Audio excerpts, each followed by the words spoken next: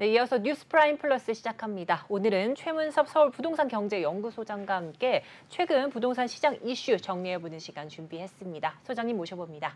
어서 오세요, 소장님. 네, 안녕하세요. 네, 네. 시청자분들께 인사 한 말씀 부탁드려도 될까요?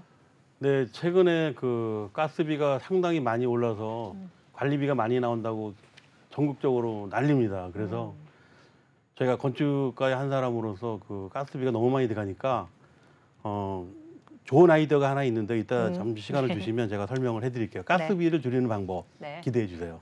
네, 좋습니다. 기대가 되고요. 자, 그렇다면 이슈 한번 체크해 보도록 하겠습니다. 자, 요즘 여의도 부동산 소식이 좀 뜨겁습니다. 자, 여의도 한양 아파트가 무려 54층 규모의 금융 특화단지로 좀 재건축된다, 이런 소식이 조금 들려오면서 많은 분들이 큰 관심을 좀 쏟고 있는데요. 자, 이 내용 자세히 좀 다뤄보도록 하겠습니다. 소장님, 이번 여의도 한양 아파트 재건축이 기존의 방식과는 조금 다르게 진행된다고 하는데 어떤 식으로 진행이 되는 걸까요? 네, 제가 그 첫 번째 방송할 쯤에 그 미국을 되게 부러워했거든요. 네. 그래서 미국은 뭐 예를 들어서 아파트가 63빌딩만 하는 게 하나 있으면 그 옆에 업무용 빌딩이 또 있습니다. 그러니까 여의도를 그 미국처럼 개발한다는 거죠. 그리고 미국처럼 개발하는데 뭐 시행사가 붙어가지고 뭐 여기저기 그 수익을 창출해 가는 것이 아니고요. 또 주민들이 모여가지고 아파트를 개발할 수 있는 그런 분위기로 가고 있고요. 네. 또 오세훈 서울시장이 이번만큼은 좀 샘플을 좋게 만들자, 이렇게 해서 결국은 허가도 신속하게 하고 기획을 짜는데 주민들이 모여서 이렇게 안을 지시한 거죠.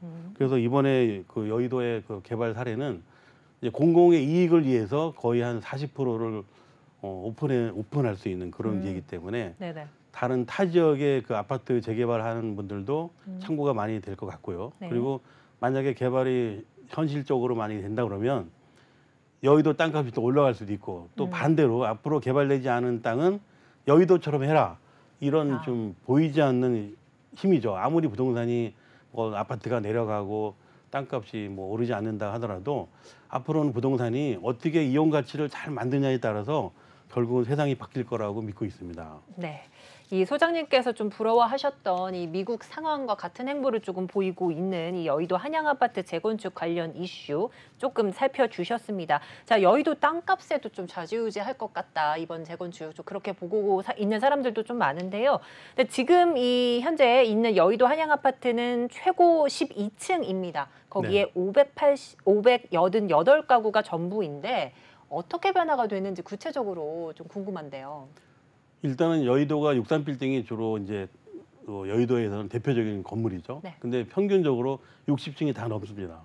그래서 뭐 54층, 60층 해가지고 이 건물들을 한 1000세대 정도 들어가는데요. 네. 이 천 가구라는 것이 주거만 하는 것이 아니고요. 그 중에 반 정도가 업무용으로 들어가고요.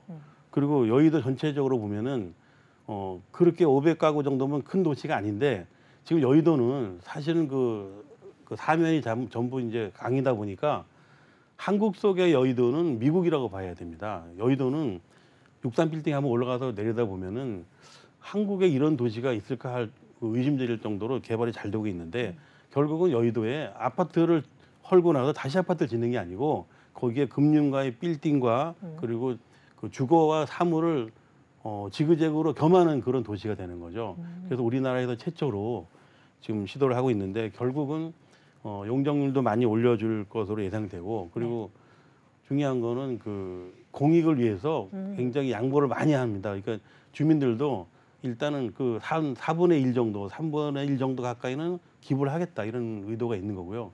서울시에서도 그러면 용적률을 많이 완화시켜줘, 좀 상향시켜 주되 서울시에도 좋은 조건으로 이제 서로 협의가 되고 있는 과정입니다. 네.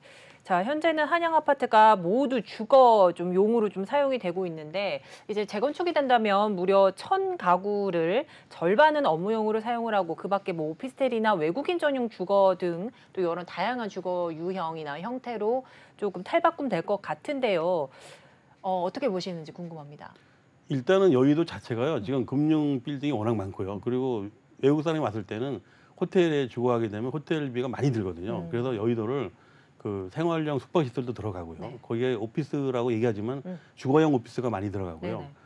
그래서 우리가 그 건물을 지을 때 아파트를 재개발한 것이 지금까지는 사례였다면, 여기는 금융계와 연결을 시킬 수가 있고요. 여의도에 있는 그 기본 그 베이스를 가지고 이 한양 아파트 단지하고 연결을 시키게 되면 도로도 넓어지게 되고 결국은 타 지역에 비해서 지금 이렇게 비슷하게 되어 있는 동네가 동부이촌동인데 동부이촌동은 과거 몇십 년 전에 그렇게 개발했고요. 그리고 강남에서도 지금 여의도처럼 개발할 수 있는 그런 여건이 기회가 많았는데도 계속 아파트에만 그 집착하다 보니까 사실은 대단지 아파트가 세월이 많이 흘러가게 되면 여의도처럼 되기 되게 어렵거든요. 네네. 그래서 이번에 여의도가 이 사례가 결국 우리나라에서 다시 재개발하는 아주 획기적인 아이디어예요. 네. 그래서 서울시하고 여의도 주민 그 한양 아파트 계신 분들하고 협의가 잘 됨으로 인해서 뭐 여의도 그 금융가와 바로 연결시켜 줄 수 있는 거죠. 이 건물이 다 지었을 때는 그 아파트라는 흔적은 안 보이고 새로운 도시로 아마 그 우뚝 설 것으로 내다보고 있습니다. 네, 이제 앞서 획기적인 아이디어다 이렇게 좀 말씀해 주셨는데 이 한양 아파트 재건축이 된다면 24시간 활성화된 주거지를 좀 조성하겠다 이런 좀 이야기도 나오고 있습니다. 일반 주거 지역에서 일반 상업 지역으로 좀 탈바꿈이 될 것 같은데 좀 긍정적으로 보고 계실 것 같습니다.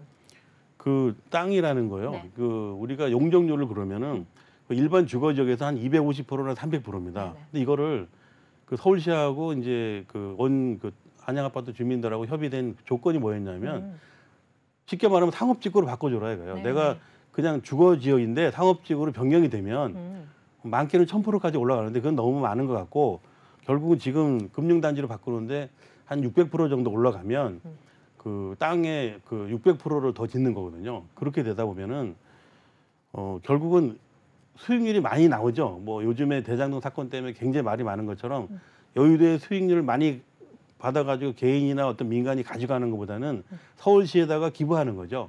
그러면 서울시장 입장에서도 그 기부된 부분을 가지고 사회에 공헌할 수 있는 어떤 공유 면적으로 써먹을 수가 있거든요. 네네. 그래서 장기적으로 보면은 이런 데에는 잠도 잘 수 있고 또 요즘엔 재택근무가 많기 때문에 밤에 집이라는 게 주거만 하게 되면 결국은 나중에 그 집값 상승의 한계가 있어요. 이 베드타운은 결국은 그 밤에는 잠만 자는 거다. 그러면 가치가 떨어지지만은 네네. 밤에도 영업을 할 수 있고 또 업무를 또 뒤바꿔서 할 수도 있고요.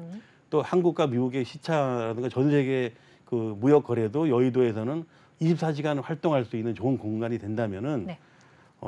밤과 낮이 없는 그런 도시가 되겠죠. 그렇다면은 24시간 이거야말로 활성화가. 굉장히 뭐 네. 24시 그 도시가 드러 나오는 새로운 방법이겠죠, 이게. 네, 이 민간이 주도하는 현재 좀 재개발 재건축을 초기부터 서울시가 조금 개입을 하면서 사업성과 공공성을 좀 적절하게 좀 결합을 해서 정비 계획을 세우겠다 이런 취지인 것 같습니다. 자, 근데 이 한양 아파트 서울시가 새로 도입한 도시 계획 개념이잖아요. 네네. 지금 설명 계속 해주셨는데 비욘드 조닝을 주거지에 적용하는 첫 사례다라고 이렇게 들리고 있습니다. 자, 그런데 비욘드 조닝은 또 어떤 걸까요? 제가 좀 전에 말씀드린 대로 그 기존의 아파트가 짓는 부지를 어떻게든 그 땅의 성격을 바꾸는 거죠. 아. 그러니까 사람으로 말하면은 그 주민등록증이 아니고 호적 등본을 바꾸는 겁니다.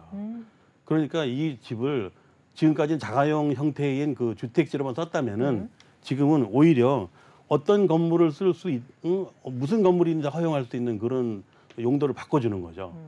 그러니까 이것이 샘플로 만약에 성공하면은 앞으로 나머지 재개발하지 않은 그 강남권에 있는 땅들이나 강북에 있는 좋은 아주 노른자의 땅들은 여기와 같이 그 비욘드 조성으로 하게 되는데 결국은 지금까지 재개발은 그냥 아파트만 때리 짓다 보니까 결국은 뭐 거기에 내비를 한번 켜가지고 뭐 한 10,000세대, 5,000세대 가는데 집을 찾아가면은 굉장히 어렵거든요. 이게 네. 만약 땅이 만 세대가 사는데 번지수가 하나면은 사람들이 101동에서 109동 사는데 차를 타고 가야 되고 여기는 부분 개발이 된다는 거는 집과 사무실과 그리고 상권과 호텔과 한 4-5가지 공간을 한 아파트 단지에 집어넣는 겁니다. 이런 개발을 혁신 개발이라고 그래서 네. 영어로 비욘드 조닝인데 쉽게 말씀드리면은 땅의 성질을 바꿔 놓는다. 그냥 상업지구로 만들면 네.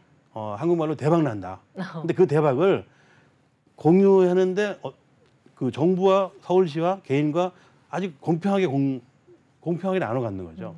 그러니까 그렇게 되면 누가 싸울 사람도 없고 또 그 문제 뭐 개발에 대해서 시장한테 누가 뭐 항의할 것도 없을 것 같고 앞으로 이런 개발이 제발 이렇게 돼서 성공하기를 바라고 있습니다.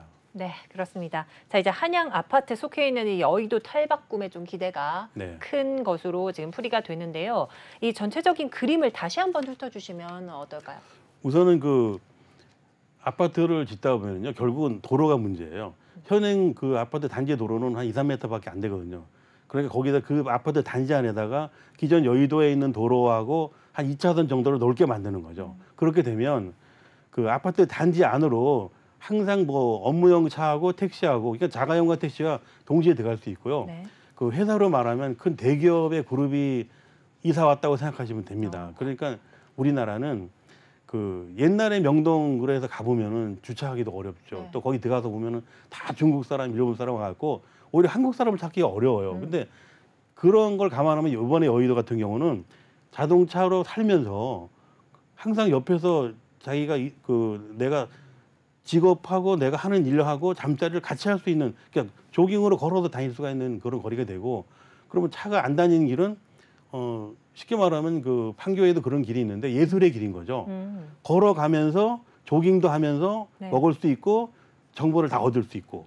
국제 금융거리라는 게 결국은 그 아트적인 건데 예술거리를 만들겠다는 겁니다. 네. 이런 예술거리를 만들어서 결국은 양쪽으로 조금만 더 나가면 한강 그 고수부지까지 연결이 되잖아요. 그래서 여의도가 땅은 작지만 한강도 결국은 여의도로 그 오픈시키는 거죠. 네. 그렇게 되다 보면은 내가 이 집에 살면서 여의도 주변에 있는 한강 고수부지까지 운동을 하러 나갈 수가 있다는 게 큰 장점이고, 결국은 그 고수부지 주변에 있는 공원을 활성화시킬 수 있고요. 그리고 전철역 같은 경우도 지하로 오픈시키고, 그리고 지하를 다 팔 거라고요. 아마 그 큰 땅을 다 파게 되면 지하에도 여기 스튜디오처럼 햇빛이 쫙 들어오게, 일종의 선큰이죠. 네네. 이런 새로운 방식으로 개발하게 되면 서울의 아주 획기적인 관광지가 될 수 있어요.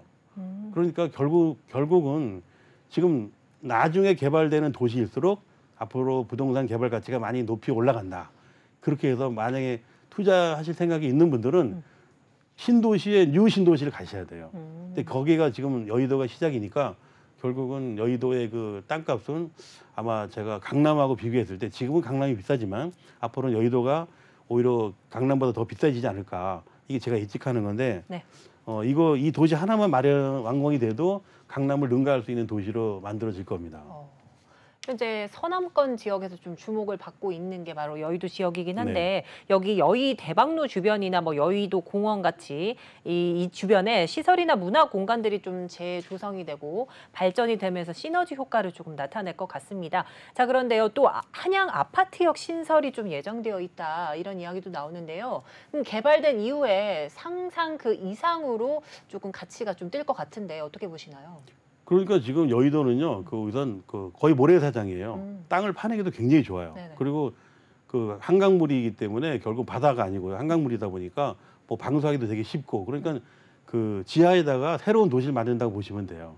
결국은 뭐 지하철역 하나 만드는 거야 뭐 그렇게 어렵지가 않죠. 결국은 여의도역이라든가 그 여의도 현재 그 전체 넓이를 보면은 한 100만 평 되는데요. 그 100만 평 되는 규모 중에서 그 지하철역이 지금 2개 있거든요. 네, 거기에 또 3개까지 들어가니까. 중간에 하나 더 생기면 네. 그만큼 시간을 절약할 수가 있고요. 그리고 국제도시를 만드는데 기본이 뭐냐면 일단 걸어서 호텔과 전철역을 다 갈 수 있어야 돼요.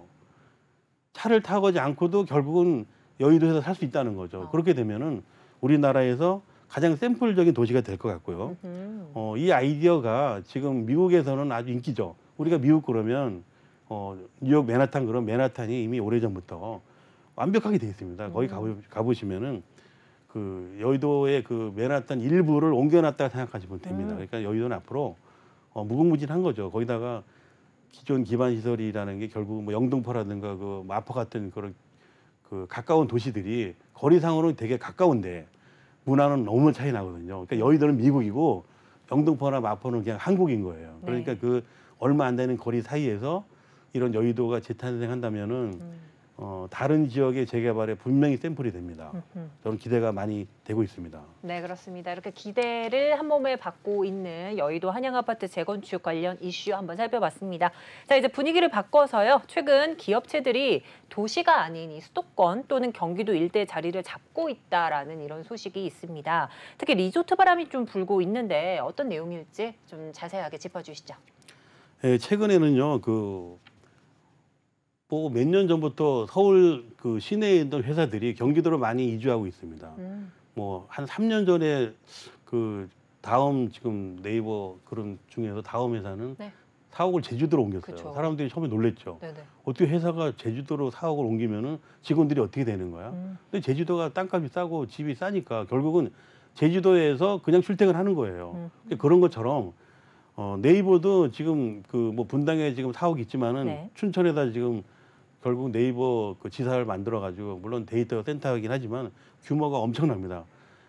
그런 그 지방 도시에 그 대기업의 지사가 들어오거나 그 어떤 건물이 들어오면 거기 종사하는 사람들도 그렇고 주변 사람들이 일단 경기가 좋아지고 그리고 그 지방이 활성화되겠죠. 그래서 그런 면에서 좋고요.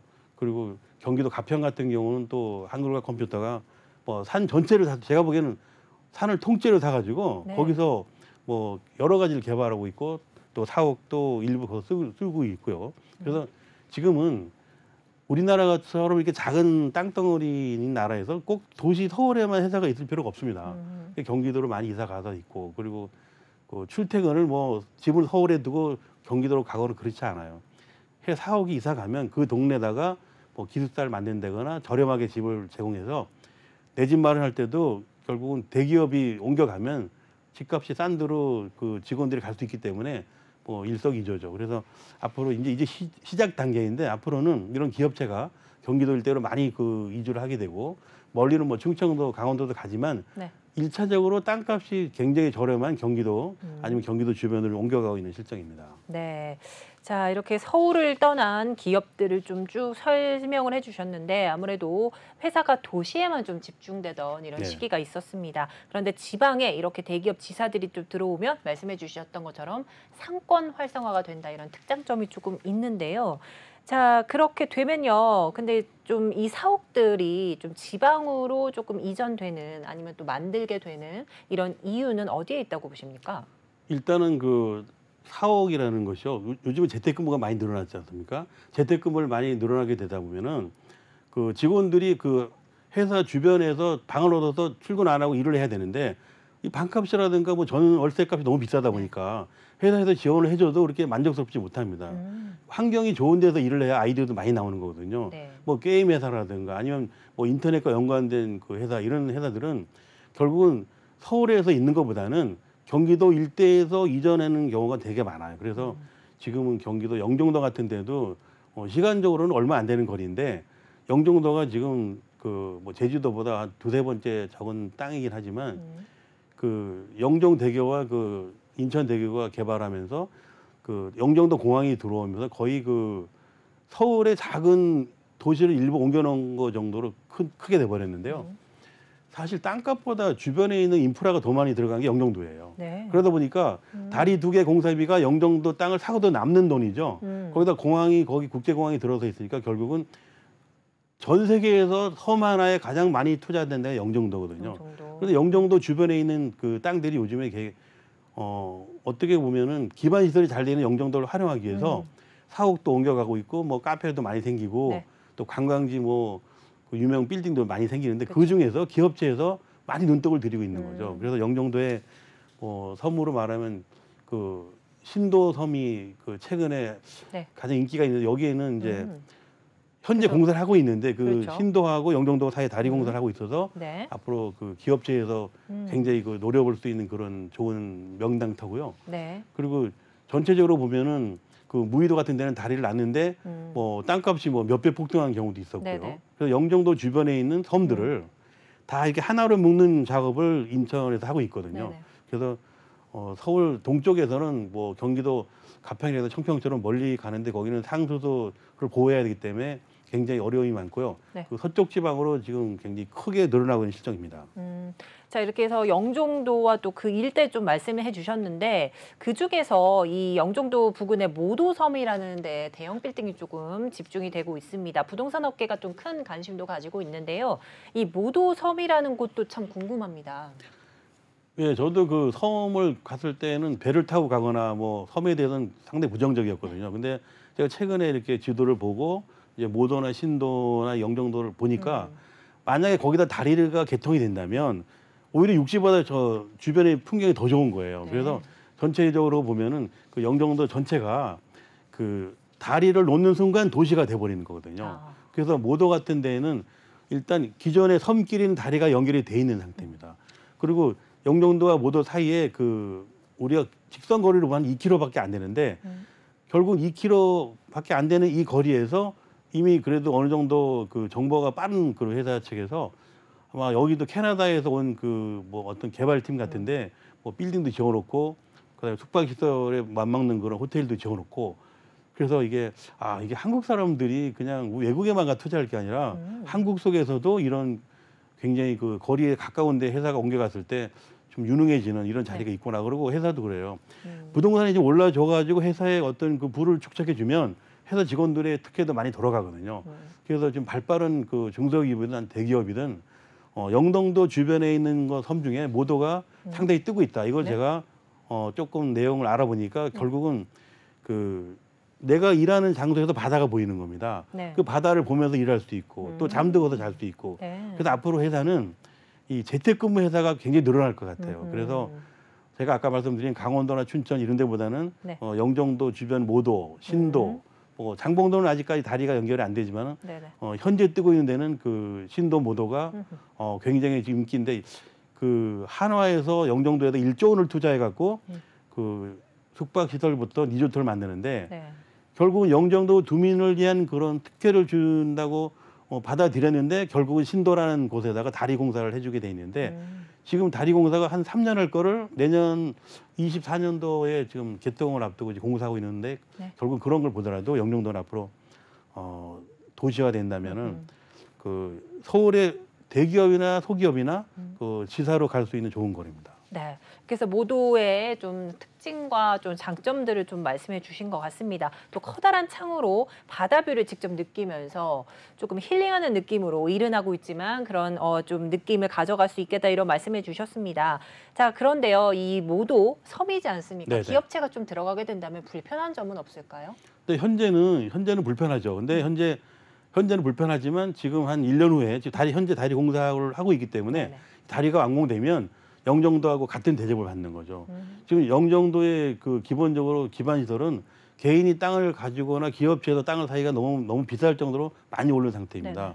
그리고 회사가 이주하려면은 장소가 부족한데 그 모더 같은 경우에는 일단 다리가 완공이 되면은 결국 나중에 그 다리가 나중에 한 5년 정도는 강화도까지 가거든요.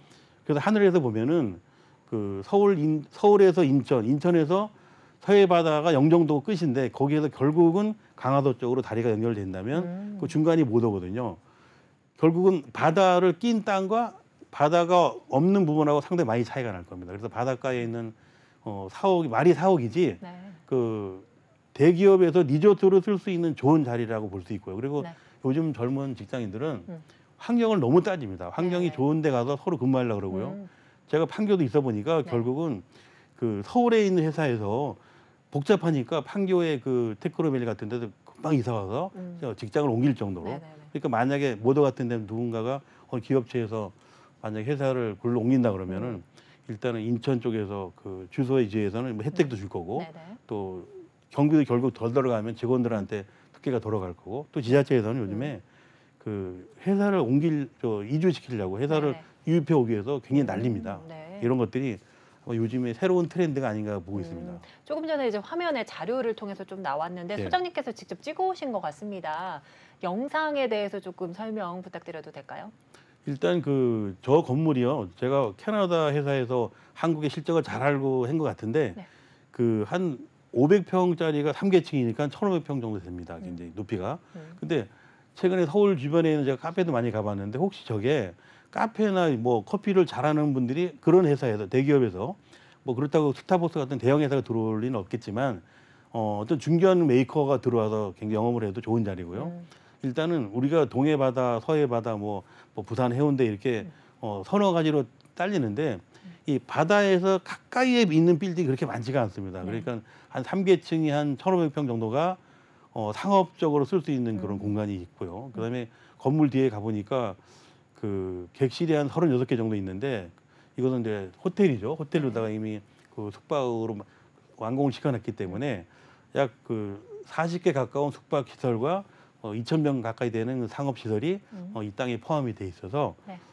제가 어떤 기업체가 이런 걸 많이 생각하신다면은 제가 적극적으로 추천을 해드릴 수 있고요. 네. 제가 가서 확인해 보니까 제가 직업이 건축가인데 네. 저보다 일을 더 잘 지었더라고요. 그래서 제가 이거 굉장히 다르다 이런 특이한 부동산이었습니다. 그러니까 이게 네. 사방이 파노라마로 바다 뷰가 보이는 거잖아요. 그렇죠. 이걸 설계한 팀이나 거기 네. 공사한 팀이나 지금까지는 거기 뭐 다리도 없는 상태에서 섬으로 배를 통해서 실어다 날랐을 텐데 네. 엄청난 규모예요. 그래서 이 규모가 쉬운 물건이 아니에요. 그래서 제가 이거는 부동산 경기와 관계없이 뭔가 그 꿈이 있는 분들은 이런 자리를 몰라서 이주를 못 하거든요. 네. 그래서 기업체를 하시거나 대형 카페를 생각하고 계신 분들은 한번 답사해 보시면 큰 공부가 될 것 같습니다. 네.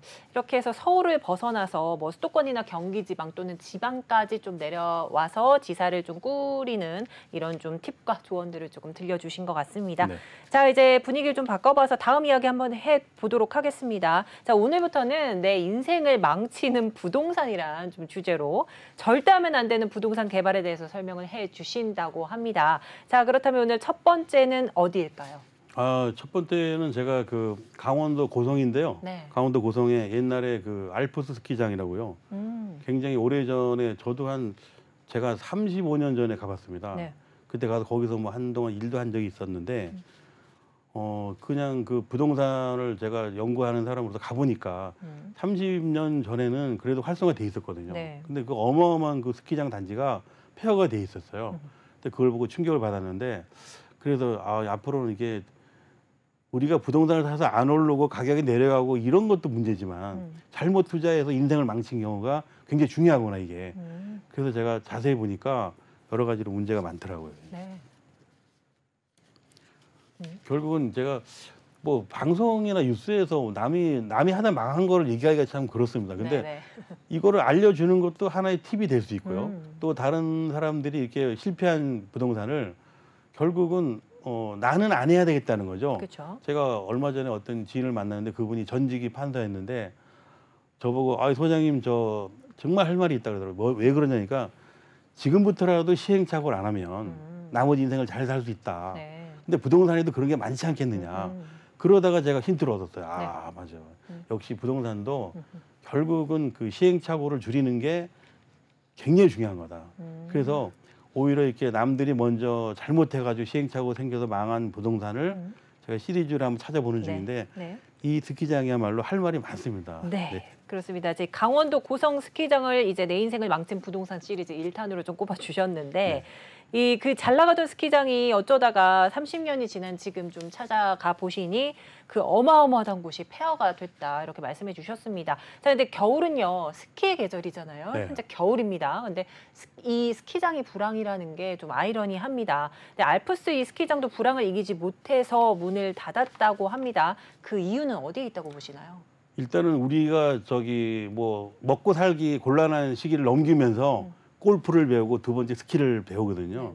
근데 스키가 사실은 단순합니다. 근데 그 당시 30년 전에 스키를 잘했던 그 가족이었는데 제가 뭐 이름을 누구라고 얘기할 수는 없지만 오래된 얘기인데 그 스키를 먼저 배운 분들이 자기가 스키 선수였다는 그 기억 하나만 가지고 스키장을 만든 겁니다. 네. 스키가 우리 건축가처럼 전문적으로 스키 설계를 해본 사람도 해야 되는 거예요. 그러니까 일단 스키장이 너무 주먹구식으로 그 설계가 됐다는 거 같고요. 그리고 모든 분야에는 트렌드가 꼭 필요한데 그 트렌드라는 것이 결국은 그 서울 사람이 결국 스키 타고 강원도 고성까지 가야 되는데 거리가 너무 멀었어요. 거리가 너무 멀고 또 그 당시에는 그 가는 도로도 뭐 고속도로도 없는 상태였고요. 네. 그러니까 갑자기 대기업에서 뭐 그 히니스 파크라든가 거기 뭐 중간에 현대성우 같은 데가 툭 그냥 개발이 되니까 일단 거리가 멀어서 외면받고 또 두 번째는 거리도 거리지만은 그 스키장 가는 길이 너무 험난한 거죠. 그러니까 결국은 스키장 시설이 험난해도 스키장 시설 자체가 좋으면 가는데 네네. 시설이 그냥 너무 주먹구식이다 보니까 건물을 많이 지었거든요. 그래서 그 스키장을 뭐 인수했거나 아니면 스키장 속에서 장사하는 분들이 제가 봐도 한 수백 명이 망한 거죠. 수백 명이 지금 폐허가 됐으니까 아무것도 써먹을 수 없는 상태로 변해버렸고 그래서 이런 상태가 결국 부동산에서는 그 어처구니 없는 개발인 거죠. 그렇죠. 거리가 너무 멀었다, 시장을 예측하지 못했다. 와. 그리고 그 수요자가 네. 스키는 배우려고 맘먹으면 며칠 만에 배워요. 네. 그래서 수요자가 타고 보니까 자기 마음에 안 드는 거죠. 아. 그러니까 더 좋은 스키장이 생기니까 그쪽으로 이동하는 수요자가 니즈가 옮긴 거죠.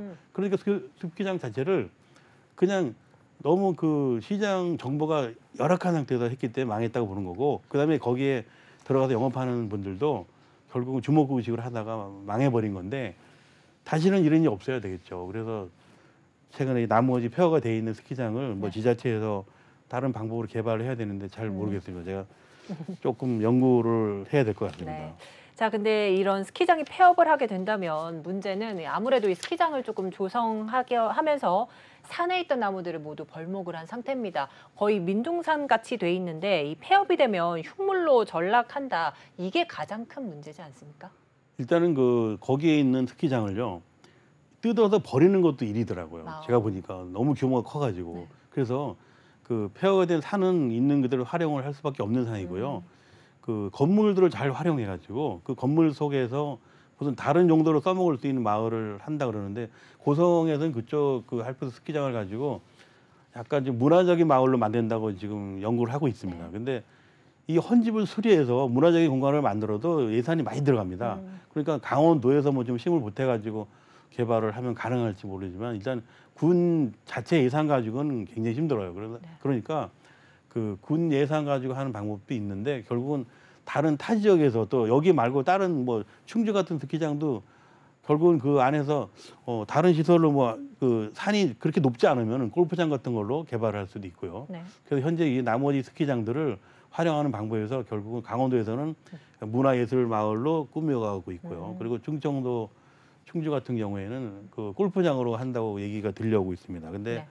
사실은 새로 하는 것보다 리모델링을 한다는 것이 돈이 사실은 많이 들어갑니다. 그리고 그렇죠. 결과가 썩 좋지가 않아요. 그래서 제 생각에는 아예 밀어버리고 다시 하는 게 좋은데 좀 더 전문가의 의견을 들어서 이번에는 시행착오가 없도록 그렇게 한번 계획을 짰으면 좋겠습니다. 네.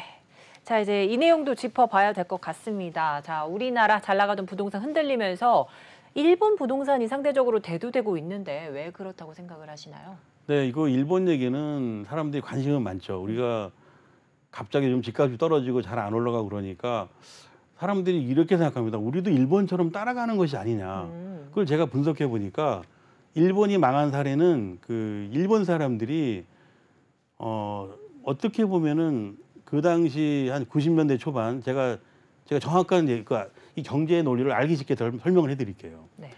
일본이 그 호황일 때 굉장히 그 부동산 말고도 뭐 전자제품이나 자동차 이런 거가 일본이 너무 잘 살다 보니까 특히 미국에다가 수출을 엄청나게 했어요. 그러니까 미국 사람이 봤을 때는 일본이 와서 다 팔아먹으니까 자기들은 팔리지 않는 거예요. 그래서 그 당시에 일본에서 잘 나가는 물건이나 잘 나가는 회사들이 갑자기 미국에서 브레이크를 거니까 그럼 너희들 차라리 그 가치를 값을 더 올려라. 더 비싸게 팔아줄게. 비싸게 들어와야 결국 미국 물건도 팔린다. 그래서 그 프라자 호텔에서 일본 뭐 주요 일본의 대표자를 불러서 얘기를 했다고 그래요. 근데 그게 지금까지 전설 같은 얘기인데 그 말이 맞는 얘기고요. 결국은 일본의 가치를 올려주다 보니까 순간적으로 일본이 그 금리가 쌌는 거죠. 왜냐하면 돈의 값어치가 좋아지니까 일본에서는 난리가 난 거예요. 야, 장사가 잘 되니까 뭐 전 세계 부동산을 다 사들이고 뭐 그 당시에 뭐 일본을 팔면 미국 몇 개를 사고 그랬다니까 그것도 맞는 말이에요. 그러니까 기업체에서 물건을 안 만들고 결국 부동산에 투자한 거예요. 전 세계에다가. 그러니까 결국 기업이 부동산을 전 세계에 투자하니까 일본 국민들은 어떻게 되겠어요? 일본 국민들도 나도 그 부동산에 투자해야 되겠다. 그래서 일본이 순식간에 금리가 싼 것이 문제가 돼가지고 전 국민이 부동산에 투자한 거예요. 그런데 결국은 전 국민이 부동산에 투자한 건 좋았는데 일본 기업체에서 물건을 좀 경쟁력 있게 만들었어야 되는데 지금 보시면 알지만 삼성이 뭐 그 소니를 엄청나게 능가한 지 오래됐잖아요. 일본에서 요즘 제대로 만드는 물건이 없습니다. 이 문제는 뭐냐? 부동산을 그 전 세계에 투자했다 보니까 기업체에서 돈이 떨어져서 결국은 일본 정부에서 나중에 급하니까 금리를 다시 또 올렸어요. 투자 못하게. 그 올린 순간이 30년 전이에요. 어.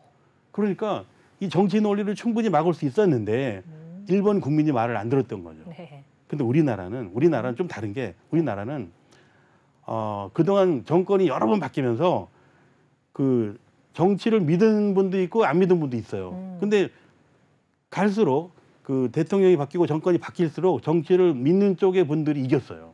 그래서 이번에는 정말로 그 우리나라 정부에서 지금 여러 가지 혜택의 정책을 많이 피고 있다고요. 이 정책 중에서 일본하고 다른 건 뭐냐면 잽싸게 지금 금리가 올라간 거예요. 그러니까 여기에서 더 이상 투자 안 해서 멈춘 거죠. 그러니까 이 상태에서 더 안 내려가게 하는 것도 현 정부에서 꼭 해야 될 일이거든요. 지금 서서히 풀어지고 있거든요. 그러니까 일본이 30년 동안 오늘까지 굉장히 불경제예요. 일본은 지금 뭐 축구장이고 뭐 거기 골프장이고 일본 식당이고 운동장에 가보면 그 맥이 없어요. 일본은 거의 전쟁터의 폐허처럼 그렇게 변해버렸어요. 제가 아는 분이 그 다른 타방송 보도국장인데 며칠 전에 일본 갔다 와서 저한테 문자를 보냈는데 네. 야 일본이 완전히 망했더라. 우리가 일본을 따라가면 절대 안 된다. 우리 국민이 정신 차려야 된다. 네. 이렇게 가고 있어요. 그래서 네, 네. 일본 문화는 30년 동안 불경기지만 우리는 길어야 저는 6개월 또 아주 길면 1년 뭐 모든 전문가들이라고 하면서 몇 년까지 뭐 집값이 폭락할 거라는 둥뭐 너무 헛소리들 이제 그만했으면 좋겠어요. 네. 우리나라는 쉽게 망할 수 있는 나라가 구조가 아니에요. 네. 그러니까 제가 일본 얘기 나오니까 저 흥분하는데 네. 일본이라는 거는 그 나라 자체가 그 당시에 이미 실수를 너무 많이 했어요. 일본 기업체에서 큰 실수를 한 거고 국민이 너무 많은 부동산에 올인했던 거죠. 근데 우리는 아직 부동산에 올인한 그 국민이 10%밖에 안 돼요. 5천만 인구 중에서 한 500만 명 정도가 부동산에 올인했는데 이 부분도 앞으로 시간이 지나면 네. 회복될 수 있는 기간이 빨리 당겨질 거라고 보고 있습니다. 네, 그렇습니다. 부동산 전문가이신 이주 소장님께서 국내 부동산 불황 이제 6개월에서 1년 정도로 좀 점쳐주셨습니다. 희망을 좀 가져봐야 되겠습니다. 자, 이제 마지막으로 소장님의 팁이 좀 필요합니다. 방송 서두에 말씀하셨던 바로 가스비 이야기인데요. 요즘 소위 가스비 난방비 폭탄으로 정말 충격과 공포에 사로잡히신 분들 정말 많을 텐데 줄일 수 있는 방법이 따로 있을까요? 제가 그 부정 전후로 해가지고 이제 제가 저희 집에도 그렇고 뭐 제가 아는 친구 집에 가니까 네. 똑같은 뉴스가 뭐냐면 가스비가 너무 많이 나온다는 거예요. 뭐 관리비가 15만 원 나오는데 35만 원에 나왔다는 거예요. 그래서 제가 건축가로서 네. 정말 우리나라 기름 한 방울 안 떼는 나라잖아요. 네, 네. 근데 뭐가 잘못됐냐면요. 그 우리가 주택이든 아파트든 마루를 까는 거예요. 근데 보일러의 그 생리가요. 물을 끓여서 방바닥을 뜨뜻하게 해주는 거거든요. 불을 떼서 무슨 저 용광로처럼 그 쇠를 붙이는 게 아니에요. 그러니까 문제는 뭐냐? 우리 집에 있는 마루 바닥을 걷어내야 됩니다. 예를 들어서 이런 종이 같은 정도 얇은 걸로 바닥을 깔면 되는 거예요. 그럼 방이 뜨뜻하거든요. 네. 제가 옛날에 새마을 보일러라는 걸 개발했던 사람이에요. 그러니까 이런 종이 같은 거를 얇게 깔고 자면 그 연료비도 적게 들어가고 난방비가 반으로 쭉 떨어지거든요. 근데 뭐 이렇게 두꺼운 걸 갖다가 깔고 자는 거예요. 그러니까 밑에는 따뜻하게 할 이 부분을 단열재를 깔고 자는 게 우리 국민이에요. 이게 잘못된 거라니까요. 그러니까 이 보일러는 방바닥 마감재를 얇은 걸로 이렇게 얇은 걸로 깔아야 된다. 그러니까 우리 조상들이 옛날에 그 종이 장판으로 방바닥을 바르고 잤잖아요. 그렇죠. 이게 현실적으로 맞는 거예요. 그러니까 방바닥을 두껍게 깔고 자면서 아이고 우리 집이 추워. 이거 잘못된 거예요. 그러니까 집에 있는 그 바닥재를 걷어내고 네. 나이롱 장판, 그냥 모노륨, 민속 장판 혹시 저희가 그걸로 8, 깔아야- 90년대에 썼던 그럼요. 그런, 그걸로 네, 돌아가면 홀조색들. 뜨뜻해요. 난방비 3분의 1밖에 안 들어가요. 물론 마루회사에서는 서운하시겠죠. 그러나 마루회사를 살리려고 우리가 쉽게 난방비를 많이 내고 살 필요가 없어요. 네. 그걸 당장 실천에 옮기시면 결과적으로 아마 제가 오늘 한 말씀이 쉽게 난방은 뭐냐 두꺼운 종이야 얇은 종이 우리가 뜨거운 물을 덮고 자야 되는데 거기다 단열재로 막고 그 후에 자는 거예요. 잘못된 거죠. 이런 게 건축에서 굉장히 많습니다. 제가 다음 주에도 또 하나 있으면 또 네. 팁을 알려드리겠습니다. 네, 그렇습니다. 요즘 아파트에 좀 깔려 있는 마루 바닥이 이제 단열재 역할에서 좀 걸림돌이 되었다 이렇게 말씀해 맞습니다. 주셨는데. 얼른 걷어야 돼요. 그렇죠. 자, 그런데 이게 옛날 집 같은 경우에는 네. 흙으로 빚어진 집도 있잖아요. 흙은 좀 열 전도율이 없어서 흙이나 어떻습니까? 돌은 기가 막힌 거죠. 그러니까 흙이나 온돌 돌이 말씀하시는 거죠? 온돌이나 네. 흙은 그건 세계에서 제일 좋은 겁니다. 그래서 이 온돌방에 자거나 몸도 뭐 푹 피로가 가시고 그러는데요. 결국은 이 단열재를 방바닥에 깔고 자면서 집이 네. 춥다 그러는 건 그러니까요. 말이 잘못된 거예요. 네. 그러니까 돌이나 흙은 결국 그 자체가 그 온도를 전달을 받기 때문에 괜찮습니다. 그러니까 쇠붙이나 돌, 흙 그 위에서 자는 거죠. 그리고 제발 마루를 안 깔았으면 좋겠어요. 아. 예, 그 마루가 단열재다. 아하. 이거 가스비에 거의 50%를 절약할 수 있는 방법인데 정말 실제로 옮기시는 분은 성공하신 분이에요. 그렇습니다. 네. 자, 아파트 리모델링 좀 많이 하고 계시고 앞으로도 하실 분들 많은데 근데 현행법상 아파트의 온돌이나 이런 걸로 리모델링이 좀 가능하나요?